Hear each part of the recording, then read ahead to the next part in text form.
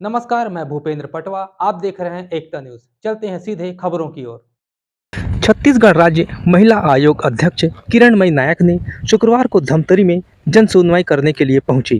पांचवी जन सुनवाई में धमतरी पहुंची आयोग अध्यक्ष ने कहा कि अब तक महिला आयोग में 4000 से अधिक केस आ चुके हैं। इनमें से 3100 केस का निपटारा भी हो चुका है। इससे स्पष्ट होता है कि लोगों का महिला आयोग पर भरोसा बढ़ा है। हमारा हमेशा से प्रयास रहा है कि ज़्यादा से ज़्यादा पति पत्नी वाले केस में परिवार न टूटे। जब सुलह की गुंजाइश नहीं होती तभी परिवार टूटता है। हमारे एक रिपोर्ट के अनुसार 52% केस सिर्फ मानसिक प्रताड़ना के होते हैं। धमतरी में एक ज्वेलर्स के खिलाफ भी जन सुनवाई में शिकायत हुई। महिला ने शिकायत की है कि एक दूसरी महिला ने उसके सोने के जेवर गिरवी रखे। इस मामले में कई बार वह थाना रिपोर्ट लिखवाने गई, लेकिन उनकी रिपोर्ट नहीं लिखी गई। शिकायत के बाद पुलिस से इसकी रिपोर्ट मांगी गई है। साथ ही टीआई को भी पार्टी बनाया गया है। आज हम धमतरी में हमारी लगातार 5वीं जन सुनवाई है मेरे कार्यकाल की। 3 साल का मेरा कार्यकाल पूर्ण हुआ है। अभी 24 तारीख से मेरा दूसरा कार्यकाल शुरू है और मेरे पूरे कार्यकाल में ये 204 नंबर की जन सुनवाई है। आज के इसमें लिस्ट में हमारे पास लगभग 29 मामले हैं। कई मामले अभी नस्तीबद्ध हो गए हैं। लगभग 3 से 4 मामले हमने रायपुर सुनवाई के लिए स्थानांतरित किए हैं, जिसमें से 3 मामले मियाँ बीवी के आपसी समझौते से सुलहनामा और तलाकनामे की प्रक्रिया पूर्ण करने के लिए है। क्योंकि मल्टीपल जब केसेस मियाँ बीवी आपस में कर लेते हैं तो उसमें भी फैमिली कोर्ट उनको कहती है कि आप लोग किसी एक नतीजे पर पहुँचें और उसके लिए सुलहनामा करना आवश्यक होता है। हमारी भरपूर कोशिश होती है कि इन प्रकरणों को बारीकी से सुना जाए और मियाँ बीवी के बीच में जो भी उनके सुलह के बिंदु हैं उनको तय करा दिया जाए, ताकि एक ही बार में सारी चीज़ों का निपटारा हो सके। जब पति पत्नी के मामले होते हैं तो उसमें पहले उनके आपसी राजीनामे के तलाक का, फिर भरण पोषण का, फिर घरेलू हिंसा का, और यदि 498A का केस है तो 498A। तो इतने सारे मामले आपस में मियाँ बीवी लड़ते लड़ते यदि 5 साल के बाद सुलह करेंगे तो बच्चों का फ्यूचर भी खराब होता है। तो इसलिए कई मामले अभी हमारी ये कोशिश हुई है कि आपसी रजामंदी से उनको समझाइश दिलाई जाए इंडिपेंडेंट लॉयर से, और उसके बाद यदि वो नतीजे पर राजी होते हैं तो उनका सुलहनामा कराया जाए। अभी लास्ट में भी एक मामला था जो मियाँ बीवी का था, उसमें भी यही बात है, पर दोनों यदि सहमत होंगे तो आगे कार्रवाई होगी। आज एक लेडी हमारे पास पहले आई थी जिसके पति का 1 साल पहले एक्सीडेंट हुआ था, परंतु उस समय एफआईआर नहीं हुई थी, और 1 साल बाद वो एफआईआर करी तो उसने कोई गाड़ी का नंबर दिया। उसका कहना है कि पुलिस ने एफआईआर दर्ज नहीं किया है इस प्रकरण में, क्योंकि वो भी श्योर नहीं है कि वही गाड़ी वाले ने एक्सीडेंट किया है। तो उसे कहा है कि कोई गवाह लेकर के आते हैं तो आगे फिर कार्रवाई के बारे में 1 महीने के अंदर पुलिस अपनी रिपोर्ट प्रस्तुत करेगी।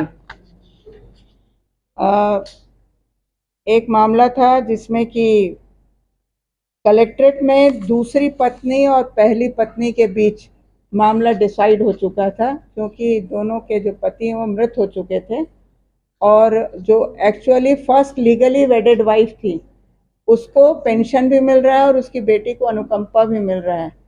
तो दोनों के बीच में कुछ एग्रीमेंट हुआ था, पहली पत्नी और दूसरी के बीच, कि आधा आधा पेंशन रखा जाएगा।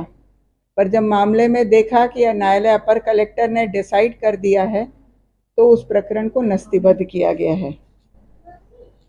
और लीगली वेडेड वाइफ के रहते हुए कभी भी दूसरी पत्नी या अवैध है या रखैल है, उसे कभी भी शासकीय संपत्ति से कोई पेंशन मुआवजा नहीं मिल सकता है। तो ये आप लोगों से हम चाहेंगे कि इसको ज़्यादा से ज़्यादा आप लोग सर्कुलेट करें, क्योंकि अधिकांशतः महिलाएं इस तरह के अवैध रिश्तों में आकर के अपना भविष्य खराब करती हैं।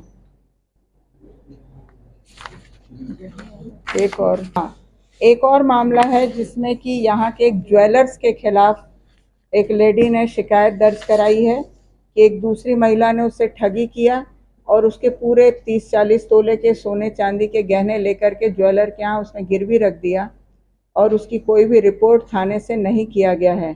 इस पूरे मामले में हमने पुलिस से रिपोर्ट भी मंगाई है और टीआई को भी उसमें हमने पार्टी बनाया है। वो सारा रिपोर्ट और प्रतिवेदन लेकर के पहुंचे और दोनों तीनों पक्षों को रायपुर सुनवाई के लिए ट्रांसफर किया है। देखिए, आपके इस सवाल का जवाब इतना ही कह सकती हूँ कि 3 साल में मेरे पास लगभग 4000 से ज़्यादा मामले आ गए और 2100 से ज़्यादा मामलों का डिस्पोजल हो चुका है।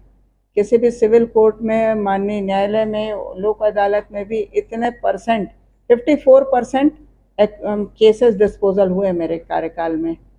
तो ये मैं कह सकती हूँ कि महिला आयोग पर लोगों का विश्वास बढ़ा है, क्योंकि यहाँ पर निःशुल्क न्याय और त्वरित न्याय पर हम काम करते हैं और 2 से 3 सुनवाई में ही हम उनकी समस्या का संपूर्ण समाधान करने का पूरा प्रयास करते हैं।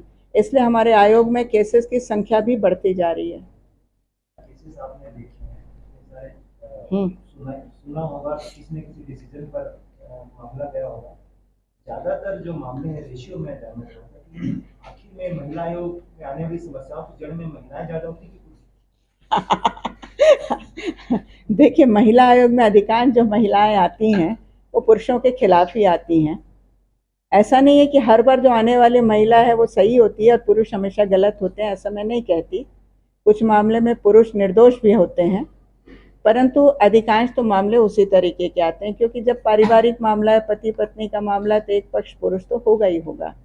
और अभी हमारे पास मैं आज यहाँ पर अपनी बुक हम लेके नहीं आ पाए, पर आप में से कोई यदि रायपुर आएंगे तो हम आपको पूरा प्रोवाइड कर देंगे। हमने पूरे डाटा निकाले हैं। 52% केसेस हमारे पास मानसिक प्रताड़ना कैटेगरी में है। ये जितने तरह के मामले आते हैं वो जनरली मानसिक प्रताड़ना की कैटेगरी में आ जाते हैं। तो वो कुछ चुनिंदा मतलब जोनर हैं जिनमें हमारे पास मामले ज़्यादा हैं।